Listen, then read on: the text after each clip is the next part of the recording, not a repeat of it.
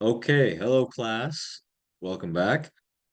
So today we're going to continue on with the Nicene Creed, but just announcement, our first quiz is due Wednesday night. Okay, so the quiz will close Wednesday night and you will not be able to do it after that. So please get it done by Wednesday night. Um, it's it it's not super hard, okay? Some people have already done it. Hopefully we can all get it done by Wednesday, all right? Attendance has been really good, so thank you all for attending and keeping up with the content. But let's keep moving, okay? So last time we talked a bit about the previous line, right? So it's was for our sake he was crucified under Pontius Pilate, he suffered death and was buried. That's where we left off. Today we're doing a very small part, very small, and rose again on the third day. So small note, third day means not 3 days after Friday, because we believe as Catholics that Jesus died on Friday, the day before the Sabbath. So some people count Saturday, Sunday, Monday. But when they say on the third day, what they really mean is Friday, Saturday, Sunday. So you include Friday in the counting. Okay, so it's just a weird little calendar issue, but either way. So what does this mean? And rose again on the third day. Okay, so that's what we're talking about today. Our learning goals, we're identifying the historical evidence for the resurrection of Jesus, and we're going to understand how the resurrection is the critical moment in Christianity, and it either disproves or proves the claims made about Jesus. Okay, so this is the line, rose again on the third day. This line is the line which all of Christianity hinges on. It is like the peg that the whole faith is hung. Okay, so if that peg is loose, the faith is going to fall apart. So last week, we asked if Jesus really died on the cross. We said yes, he did. This week, we will ask if he really rose from the tomb. And spoiler alert, Catholics believe the answer is yes. So, one thing that sets Christianity apart from other religions is that it is a falsifiable religion. Okay, so you may have heard this term in science class before, the term falsifiable. So it refers to something that can be proven false. So let me show you a little chart. So, oops, let me erase the highlight. So on the top left here, we have something that is a verifiable truth. The bottom right, we have something that is falsifiable falsehood. So I'll explain what this means in a sec, okay? So a falsifiable claim is something that can be proven to be false. For science to work, it needs to be possible to prove something wrong, okay? I could say there's water in this cup. The way you could prove, oh, can't see it. The way you could prove it false is if you look inside and there's no water, but there is water. So it's a verifiable truth. Okay. But if you can't possibly prove a claim to be false, it's not really worth believing. For example, if I said there's an invisible ghost standing right in front of me in the room right now as I speak, maybe it might be true, but there's no way to prove me wrong. You can't see it, you can't hear it, you can't prove me wrong. So it might be true, but it's not really something worth believing because it's kind of a pointless claim, right? So in the case of Christianity, we need to have it be falsifiable for it to be worth believing. In the case of Christianity, if you could prove that Jesus did not resurrect, this would prove Christianity to be false. So therefore, Christianity is not a pointless claim because you can prove it to be false. Okay, because there's other things here. There's the unverifiable truth. That's the ghost example. So it might be true that there's a ghost in the room, but you can't verify it. Okay. And then the unfalsifiable falsehood, you know, uh, it that would be if there was no ghost in the room, it would be false, but you also couldn't prove it. You couldn't prove it to be false. So if the resurrection didn't happen, we have a sorry, if the resurrection did not happen, then Christianity is a falsifiable falsehood. If the resurrection did happen, then it is a verifiable truth because it's possible to prove it wrong. Okay. So that's very important. Okay. So why is the resurrection important? Okay. We all agree that normal people do not resurrect. Most people die and then they stay dead forever. Okay. So if Jesus was able to resurrect, this would show that Jesus is not a normal person, right? And that God is using his power in a special way with him. So God occasionally will resurrect people other times in the Bible. In the gospel, you have Lazarus, who Jesus raises from the dead. In the Old Testament, someone comes in contact with the bones of the prophet Elisha and they resurrect. But those people never claimed to be the Son of God, like Jesus did, right? That's what we talked about in lesson number 2. We talked about, did Jesus actually claim to be on the same level as God? And we came to the conclusion that yes, he did, okay, based on the evidence. So, logically, if God resurrected Jesus and Jesus was claiming all these things about being God and being the Son of God, this is showing that God is approving of his teaching, approving his claims. Because why would God resurrect somebody who is lying about him, right? So if Jesus was right when he told his disciples that he would rise from the dead, okay? Because in the Bible, before Jesus dies, he predicts, he says, I'm going to die and on the third day rise again, like the prophet Jonah, who Jonah was in the belly of the whale for 3 days, okay?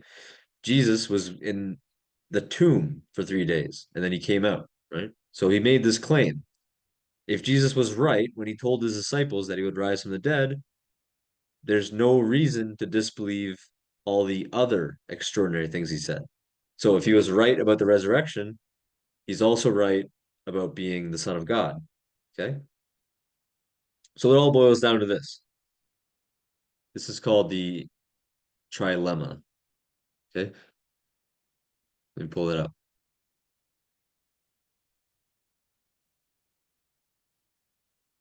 So if Jesus resurrected from the dead, oop, here we go.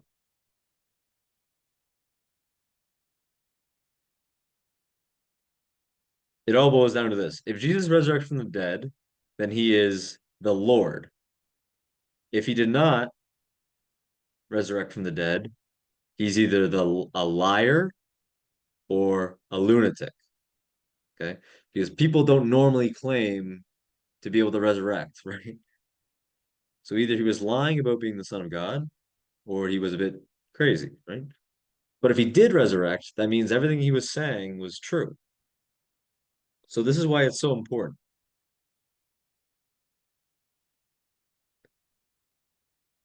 So as a Catholic, there's only one miracle that we need to prove beyond a reasonable doubt, and that miracle is the resurrection.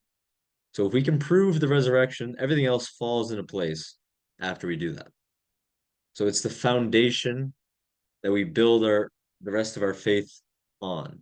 Okay, so if we don't have a strong foundation, our faith is going to be shaky. So we need to be able to prove the resurrection without a doubt.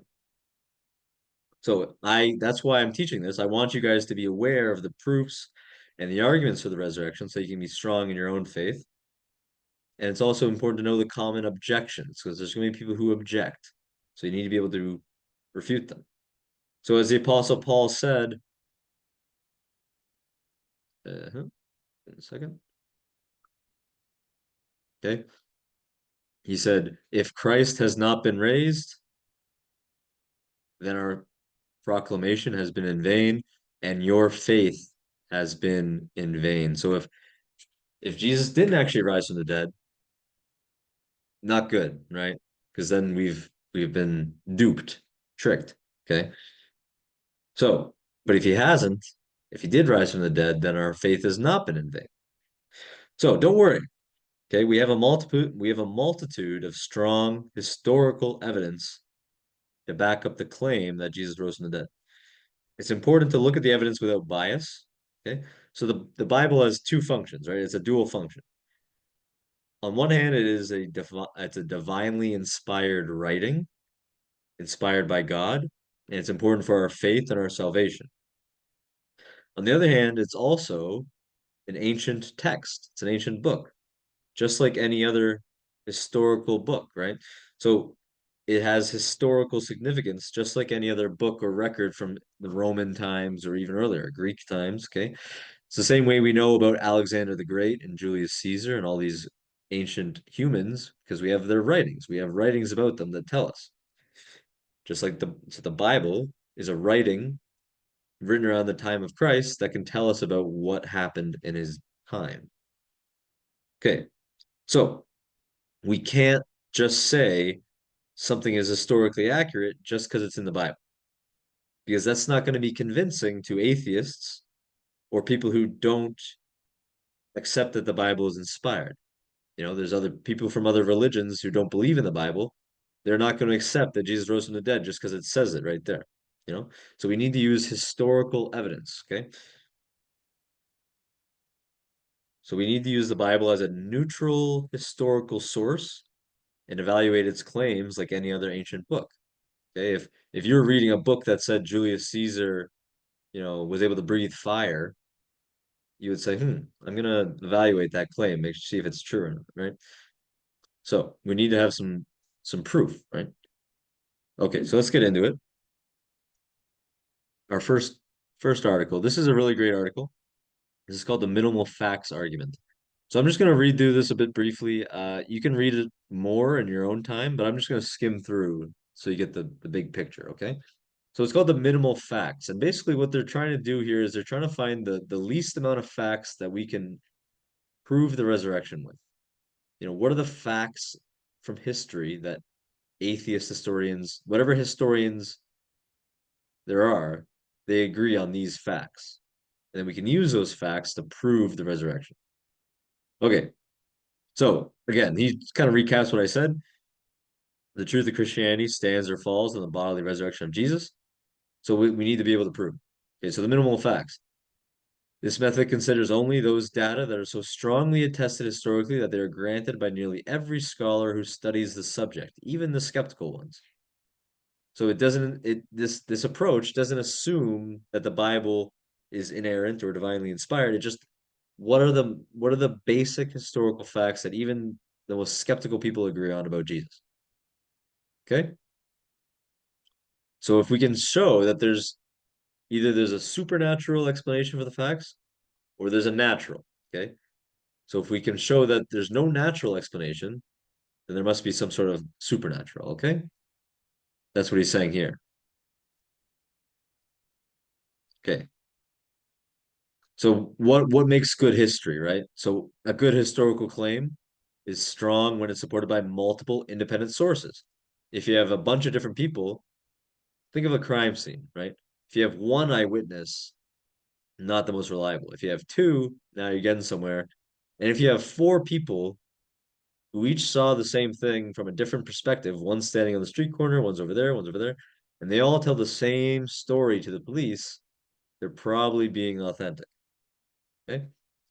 Then you also have historical claims that are written by people who are enemies. So, people who do not like Jesus, they're more likely to be authentic because they're not going to make stuff up.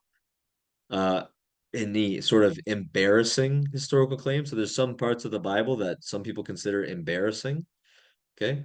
And these show that they're being honest because why would you make up an embarrassing story, right? uh Eyewitness, right? So it's important when if the writer that's writing is actually there to see it with their own eyes, that's more likely to be accurate. Okay, and also early. How early is the testimony, right? So if I was writing about Abraham Lincoln, I lived 200 years after him. I'm not going to be able to be very good. But if I was writing, say, about Justin Trudeau, I'm much more early. Like, Trudeau is still alive today. Okay. So you want to be as close to the time of the person you're writing about as possible. Okay. And the Bible, most of it was written 10, 20, 30 years after Jesus. So it's very close in the grand scheme of things. Whereas for certain people, like Alexander the Great, the closest histories we have of them are hundreds of years later.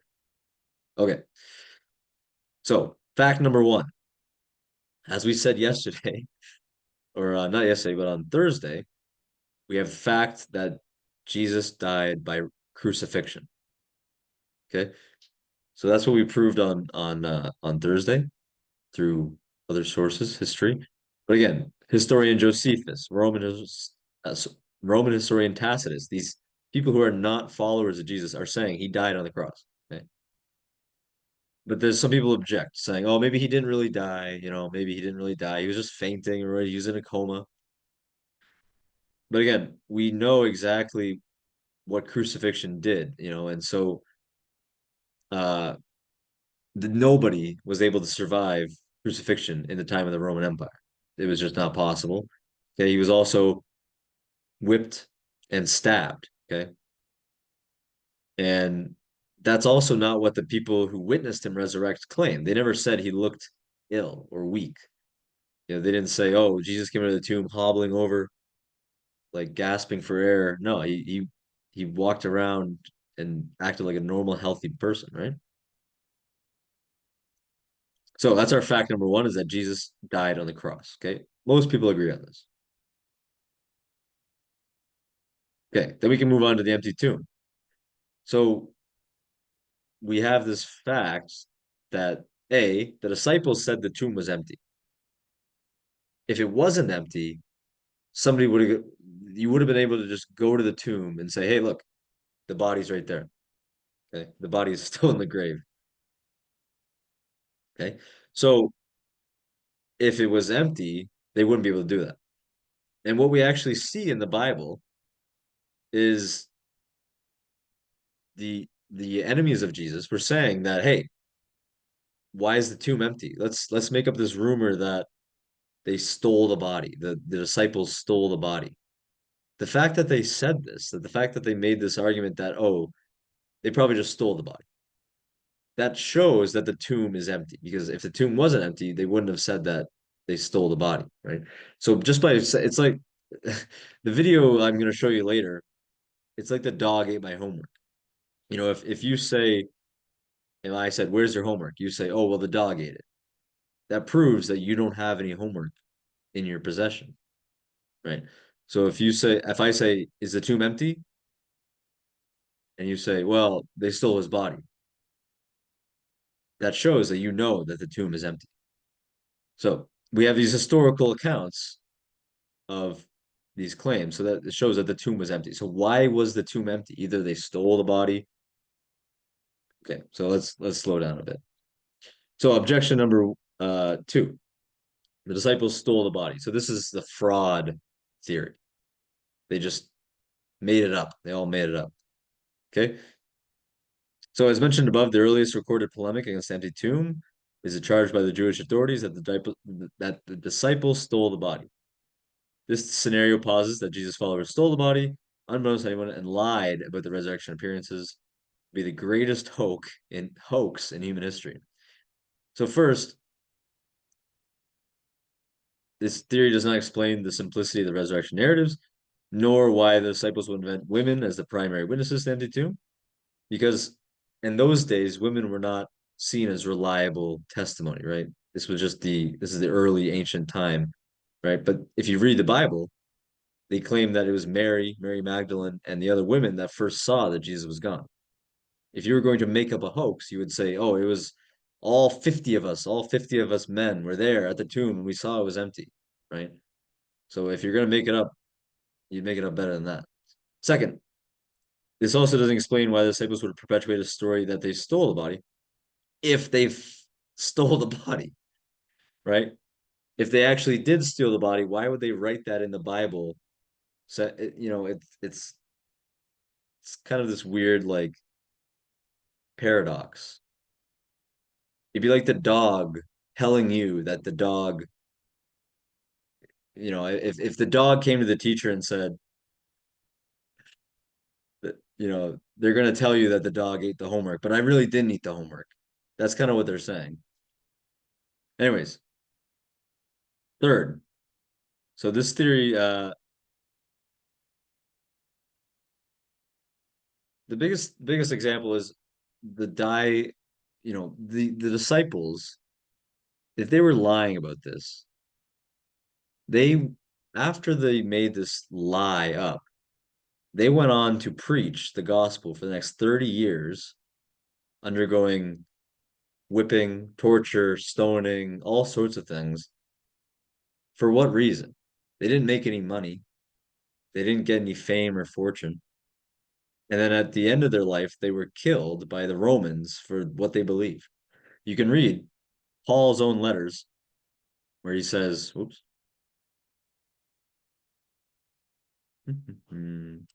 So Paul says himself, he talks about his sufferings as an apostle. So he says, he's talking about himself being a minister of Christ. He says, I am a better minister of Christ than anyone else because I've had far greater labors, more imprisonments, countless floggings, aka whipping. Okay. He's often been near death. 5 times he's received the 40 lashes. So he's received 39 whips from the Jewish authorities. 3 times he was beaten with rods. Once he received a stoning. So people threw stones at him. Why? Why were they throwing stones at him? Because he claimed that Jesus resurrected. So he's really going through a lot for this lie that they made up, right? He was at shipwreck, night and day, he was adrift at sea, journeys, danger from rivers, bandits, people, Gentiles, danger in the city, wilderness, sea. So if the disciples went through all this danger for a lie, it doesn't make any sense. And who would do that if they knew that it was a lie? Okay, so let's move on for now. Fact number three, the post-resurrection appearances. Okay. So in this is our best source. It's the earliest and it's the first-hand account because every historian agrees that Paul wrote with his own hand the first letter to the Corinthians. So 1 Corinthians 15:3-8, Paul recounts what biblical scholars recognize as an early Christian creed. Remember, we said creed is a statement of beliefs. That's what we're looking at right now is the Nicene Creed, but this is an earlier creed. It dates within to a few years of the crucifixion. So a few years after the crucifixion, all the followers of Jesus got together and said, "This is what we believe." Okay, so let's read it. So the creedal nature and the repetitive structure. So Paul writes in the letter, "For I delivered to you as of first importance what I also received, in which also you stand." So Paul is reiterating. So he's saying, "Look, I've already told you this. I'm going to tell it to you again." So this is he's basically saying, "I've given you this creed before. I'm going to write it again, read it again." Okay. So this is a creed that already existed before Paul wrote it. So Paul did not make this up. This is long before Paul. Paul is writing in about the 50s. This was written in the 30s, aka a few years after Jesus died. So it says that Christ died for our sins according to the scriptures, and that he was buried, and that he was raised on the third day. So the Nicene Creed actually comes from this. This is where we get the Nicene Creed from. This is from the Bible. So that he was raised on the third day according to the scriptures, and that he appeared to Cephas, aka Peter, then to the 12. After that, he appeared to more than 500 brethren at one time, most of whom remain until now, but some have fallen asleep, which means died. Okay. Then he appeared to James, the brother of Jesus, the cousin, right? Then to all the apostles, and last of all, as the one untimely born, he appeared to me also. Okay. So here's three of our minimal facts, right? This is where we get these facts from, or at least one part. Okay. The death of Jesus. He said he died on the cross, the empty tomb, and the post-resurrection appearance. He says he appeared to Peter, he appeared to all 12 of the apostles, and then Jesus appeared to 500 people at one time. Okay. And those people were still alive when this was written. So if it didn't happen, you could have said, "Hey, did you see Jesus?" And they said, "No." Okay. So it's not a lie, right? Because it's the falsifiable, right? It's all falsifiable. Okay. So Paul not only mentions the multiple post-resurrection appearances, but includes himself as having seen the risen Lord. So he is a eyewitness. He's saying he's an eyewitness. So if we go back to the top, remember what we said: eyewitness testimony, early, multiple sources. This is what makes something good historical evidence. Okay. So there's some more. This is just information about why we believe this is a creed. Okay. Um, but you can read through that on your own. There's another objection. Maybe they were just all hallucinating. This is the most common one you hear a lot, that everyone just sort of went crazy and hallucinated, believing that they saw Jesus. So, the most popular theory offered by skeptics to explain away the resurrection appearances is that the disciples experienced hallucinations. This is the position taken by your Ludeman. Okay. So, but appealing to hallucinations does not work. Okay. Firstly, the testimony of Paul is that the appearance of Jesus were physical, bodily. Okay. In each of the four gospels, we have people feeling Jesus, we have people talking to him, seeing him, eating breakfast with him, going to the beach, fishing. This is not just a ghost walking around. So none of the appearances, sorry, what he says is if if if none of the appearances was originally a physical appearance, then it is very strange that we have a completely unanimous testimony in the Gospels that all of them were physical. Okay. So if the whole resurrection theory came from a hallucination, you would expect there to be some sort of, non-physical appearance recorded in the gospel. Okay. Okay, here's the big thing, right? Hallucinations are a private experience. They're not a group experience. Okay. Each person has their own hallucinations.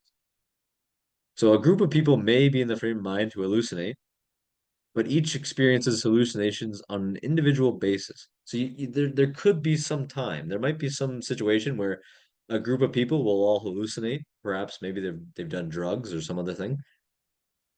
So they may all hallucinate at the same time, but they're not going to have the same hallucination. 500 people cannot have the same hallucination of a man with holes in his hands, right? Some people might see something else, right? So hallucinations, like it's like a dream, people might dream at the same time. Doesn't mean they're dreaming the same thing. Okay. Oh man. So third, ironically, the hallucination theory cannot explain the origin of the disciples' belief in Jesus' resurrection. Just like in today's modern world, for someone in the ancient world, visions of the deceased were not evidence that the person is alive, but evidence that they're dead. Okay. If you saw someone dead, you might think, oh, I'm hallucinating their ghost, or I'm having a vision of their ghost. This person is dead, right?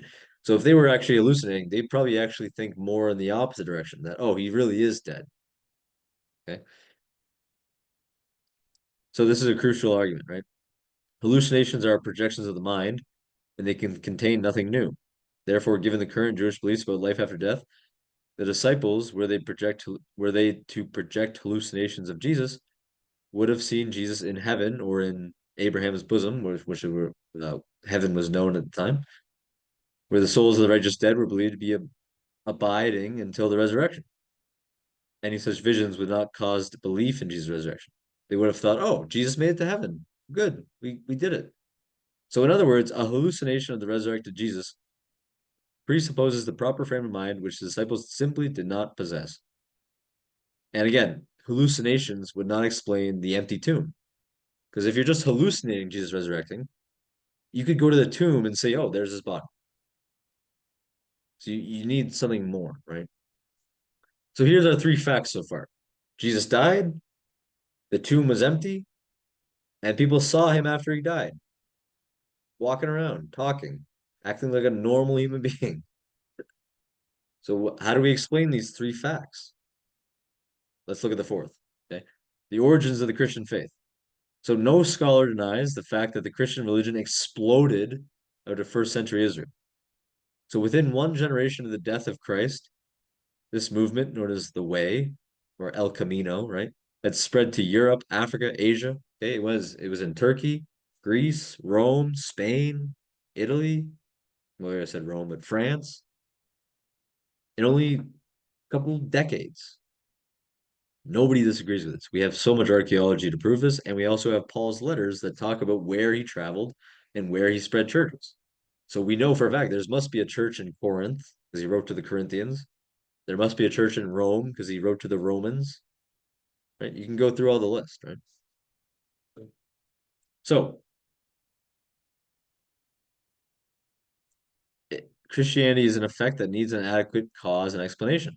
Where exactly did the Christian faith come from, and what best explains its origin? Right? If these people who were followers of Jesus, Jesus didn't have very many followers. He only had about 1,000 at the time of his life. After he died, you would think that most people would say, "Well, I guess we failed. Our Messiah just died, so clearly he was not the Messiah. I'm going to go back to being a fisherman." And if you look at the Bible, that's exactly what happened. After Jesus is crucified, all of his apostles abandon him, and in the Gospel of John, they go back to fishing. So while they're fishing, Jesus appears to them and says, "Hey, come over here. Let's talk." And they run out of the boat and say, "Well, it's Jesus." So let's move on. Where did the Christian faith come from? The most obvious answer to this question is that the disciples truly saw the resurrected Jesus. Okay, what would inspire these people to go out there and spread the gospel to everyone, right? The only explanation is that they really believed what they were seeing. Okay? So only an event of this magnitude could turn scared, scattered, and skeptical disciples. Like we look, Thomas. Remember what I said about embarrassing being good historical evidence. You guys know about doubting Thomas. It's pretty embarrassing to doubt, to be the one person known in history of, you know, that's the only thing people know about Thomas is that he didn't believe. So poor Thomas, he gets written down in the Bible, and now he's known as doubting Thomas forever. So if he didn't actually doubt, why would they write that down? Because this is an embarrassing thing, right? So after the crucifixion, the disciples were scattered. They were all around. Thomas was away. They were skeptical and they were scared, right? So what inspired them to now get back together and go into the wilderness to preach the gospel? I don't know. Must be a resurrection. So with no prior concept and expectation, they didn't expect a crucified Messiah. They didn't expect the Messiah to rise from the dead. And yet it somehow turned into courageous proclamation of the gospel, and they were willing to suffer and die for their belief that Jesus rose bodily from the grave. In Peter's letter, he writes, "This Jesus God raised up again, to which we are all witnesses. Therefore, let all the house of Israel know for certain that God has made him both Lord and Christ, this Jesus whom you crucified." Okay. So the Christian faith is best explained by the disciples' sincere belief that God raised Jesus from the dead. Okay. So anyone who denies the resurrection itself as the explanation for the origin of Christianity, you need to explain it in some other way. Only three possibilities seem to exist. If the resurrection did not occur, then Christianity was either a result of Christian, Jewish, or pagan influences. So obviously, disciples could not succumb to Christian influences because Christianity was not yet in existence. But just as unlikely is the idea that disciples' belief in the resurrection originated from Jewish influences. The Jewish conception of the resurrection was one final, general resurrection of everyone, all the righteous, all mankind, occurring at the end of the world. Nowhere in Jewish thought do we find the idea of a single Messiah or single individual resurrecting within history and then not dying again. Okay, then there's a bit about, did Christianity borrow from pagan? No, you can read through that. So let's get to the conclusion, okay? If Jesus was dead at point A and alive at point B, we have a resurrection. So the bodily resurrection of Jesus Christ is the best explanation for the known historical data. His death by crucifixion, the empty tomb, the post-resurrection appearances, and the origin of the Christian faith. All four of these facts, you know, if he died, how is the tomb empty? Okay. If they stole from the tomb, how do you explain the origin of Christianity? If they were just hallucinating, how do you explain the empty tomb? Okay. How do you explain the post-resurrection appearances? So all four, for all four of these things to be true, there's no natural explanation. The only explanation is a supernatural explanation that God raised Jesus from the dead. And remember, Jesus is God. Okay. So really, Jesus raised himself from the dead through the Father. So, furthermore, Jesus' resurrection fits the context of his life because he predicted his own death and resurrection, vindicating his teachings and his radical claim to be the unique divine Son of God. Okay. Because he's not just the Messiah, right? Because he claimed to be, on equal terms with God. So if he resurrected, that's giving credence to all of his other claims. Paul says that Christ was declared with power to be the Son of God by his resurrection from the dead. Okay. So the proof of, if you didn't believe my proofs the other day, if you didn't believe that Jesus is really God, this is the proof, the biggest, best proof. How did Jesus rise from the dead if he's not the Son of God? Okay. So if Jesus did rise from the dead, he is the Son of God. Okay. So naturalistic explanations, such as the swoon theory or the legendary development, fraud, or hallucinations, fail to account for all the relevant data. And in some cases, like the copycat theories, are outright false and not historical. So on the other hand, the resurrection hypothesis accounts for all of the known facts. The resurrection explains why Christianity started. It explains the empty tomb. He just left the tomb. It explains the post-resurrection appearances. He appeared to his disciples. And it explains that he was dead. Okay, because you can't resurrect if you're not dead. Okay. So it has far greater explanatory scope and power. It's more plausible and less put together. You have to really like to disbelieve the resurrection, you have to come up with a lot of theories that are like piled on top of each other. Oh, they were lying and they were also hallucinating, and he wasn't actually buried and he didn't actually die, and all these different all these theories. It's more likely that Jesus was just telling the truth and he is who he said he was, right? Okay. So only if one is guided by a prior commitment to philosophical naturalism will the conclusion God raised Jesus from the dead seem unjustified. So only if you are a staunch atheist who thinks that there's nothing spiritual in the world will you come to the conclusion that God did not raise Jesus from the dead. So that's bias. You're bringing your own bias into it. We left our bias at the door. We said, look, we're not going to use the Bible as an infallible source. We're going to look at it as a historical source. So we are able to check the bias as a Catholic. But as an atheist or a skeptic, are you able to check your own biases? Because the bias is when you say, Jesus didn't rise from the dead. That's my belief. Now I'm going to try to prove it. Whereas unbiased is saying, here's the evidence. Let's come up with a conclusion. So that's what we did. We looked at the evidence, and then the conclusion is he must have resurrected. Okay, so now if that wasn't enough for you, please there's a great video. Whoops.